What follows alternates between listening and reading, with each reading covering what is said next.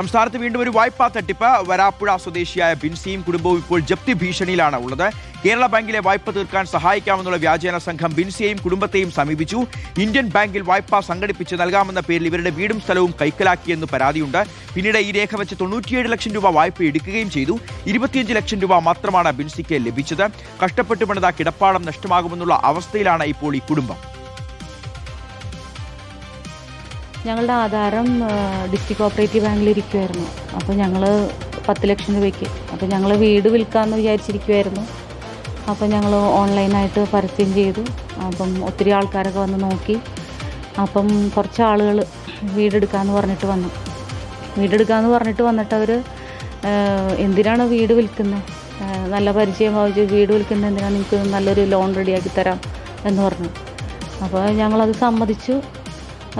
Loan ഇവർ ഞങ്ങളുടെ ആധാരം ആദ്യം എടുക്കട്ടെ, നോക്കട്ടെ എങ്ങനെയൊക്കെ എന്തൊക്കെ ചെയ്യാൻ പറ്റുമെന്ന് നോക്കട്ടെ എന്ന് പറഞ്ഞിട്ട് ഒരു 10 ലക്ഷം രൂപ ബാങ്കിൽ അടച്ചിട്ട് ഞങ്ങളുടെ ആധാരം എടുക്കണം.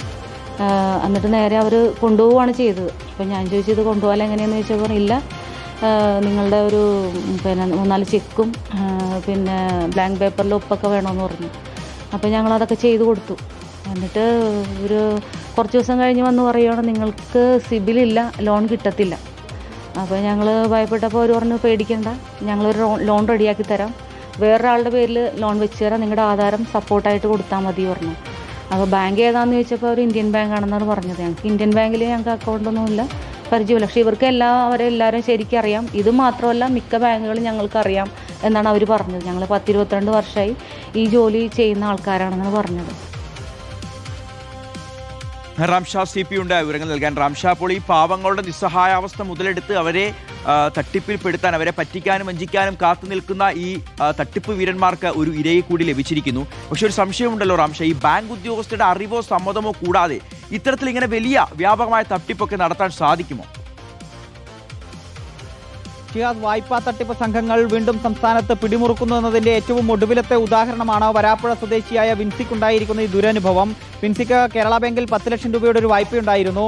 അതുകൂടാതെ ഭർത്താവിന് ചില ഗുരുതരമായ ആരോഗ്യ പ്രശ്നങ്ങൾ കൂടി വന്നതോടുകൂടി വലിയ സാമ്പത്തിക ബുദ്ധിമുട്ടിലേക്ക് കാര്യങ്ങൾ പോയി. അങ്ങനെയാണ് സ്വന്തം വീട് വിൽക്കാൻ വിൻസി തീരുമാനിക്കുന്നത്. ഇത് സോഷ്യൽ മീഡിയ പ്ലാറ്റ്ഫോമുകൾ വഴി പരസ്യം ചെയ്യുകയും ചെയ്തു. ഇത് കണ്ടാണ് ഒരു സംഘം വിൻസിയെ സമീപിക്കുന്നത്. ഷാജി, അതുപോലെ ജെയ്ബി, സിജുമോൻ തുടങ്ങിയ ആളുകളടങ്ങുന്ന ഒരു സംഘമാണ് വിൻസിയെ സമീപിക്കുന്നത്. ഇവർ ഇന്ത്യൻ ബാങ്കിൽ മറ്റൊരു വായ്പ തരപ്പെടുത്തി നൽകാം എന്ന് വിൻസിയോട് വാഗ്ദാനം ചെയ്യുകയും ചെയ്തു. പക്ഷേ അതിനു മുമ്പേ തന്നെ വിൻസിയുടെ കേരള ബാങ്കിലെ വായ്പ ക്ലോസ് ചെയ്യുന്നതിന് വേണ്ടി ഇവർ പണം നൽകുകയും ചെയ്തു. പക്ഷേ പിന്നീട് ഈ ഇന്ത്യൻ ബാങ്കിലെ വായ്പ വിൻസിക്ക് ലഭിക്കില്ല, കാരണം സിവിൽ സ്കോർ ഇല്ല എന്ന് അറിയിക്കുകയായിരുന്നു. ഇതിനെ തുടർന്ന് വലിയ പ്രതിസന്ധിയിലേക്ക് കാര്യങ്ങൾ പോയി. ഇവർക്ക് പണം തിരികെ നൽകാൻ പറ്റാത്ത സാഹചര്യം ഉണ്ടാവുകയും ചെയ്തു. ഇങ്ങനെയാണ് പിന്നീട് ഇതേ സംഘം തന്നെ വിൻസിയെ സമീപിച്ച് ഇവരോട് മറ്റൊരു വായ്പ ഞങ്ങൾ റെഡിയാക്കുന്നുണ്ട്, അതിൽ നിങ്ങളുടെ ആധാരം കൂടി അഡീഷണൽ ഡോക്യുമെന്റായി, സപ്പോർട്ടിംഗ് ഡോക്യുമെന്റായി സമർപ്പിച്ചാൽ നിങ്ങൾക്ക് വായ്പ തരപ്പെടുത്തി നൽകാം എന്ന് അറിയിക്കുന്നത്. അങ്ങനെ ആണ് വിൻസി ഈ ലോണിനുമായുള്ള കാര്യങ്ങളുമായി മുന്നോട്ട് പോകുന്നത്. പക്ഷേ ഒരു റിട്ടേൺ എഗ്രിമെന്റ് സൈൻ ചെയ്യണം എന്ന് കൂടി ഈ സംഘം ഇവരെ അറിയിച്ചു. അങ്ങനെ ഒരു റിട്ടേൺ എഗ്രിമെന്റ് സൈൻ ചെയ്യുകയും ചെയ്തു. പക്ഷേ ഇത് വായിച്ചു നോക്കാൻ ഉൾപ്പെടെ അന്ന് സമയം നൽകിയില്ല. വളരെ തിടുക്കപ്പെട്ട് ഈ ഒപ്പ് വാങ്ങി പോവുകയായിരുന്നു. പക്ഷെ പിന്നീടാണ് ചതി മനസ്സിലായത്. ഇവരുടെ വീടിന്റെ ആധാരം തന്നെ ഈ സംഘത്തിന്റെ ഒരാളുടെ പേരിലേക്ക് മാറ്റുകയായിരുന്നു വന്നത്. പിന്നീട് ഈ ആധാരം വെച്ച് ഇവർ ഇന്ത്യൻ ബാങ്കിൽ നിന്ന് 97 ലക്ഷം രൂപ വായ്പ എടുക്കുകയും ചെയ്തു. വലിയ തട്ടിപ്പ് തന്നെയാണ് റാംഷാ നടന്നുകൊണ്ടിരുന്നത്. അപ്പോൾ മനസ്സിലാക്കുക, ചുറ്റും ഇത്തരത്തിലുള്ള വായ്പാ തട്ടിപ്പ് സംഘങ്ങളും പലതരത്തിലുള്ള തട്ടിപ്പ് സംഘങ്ങളും ഉണ്ട്. അവരുടെ കെണിയിൽ ചെന്ന് വീഴാതെ ഓരോരുത്തരും സൂക്ഷിക്കുക എന്നുള്ളത് മാത്രമേ നമുക്ക് പറയാൻ കഴിയൂ.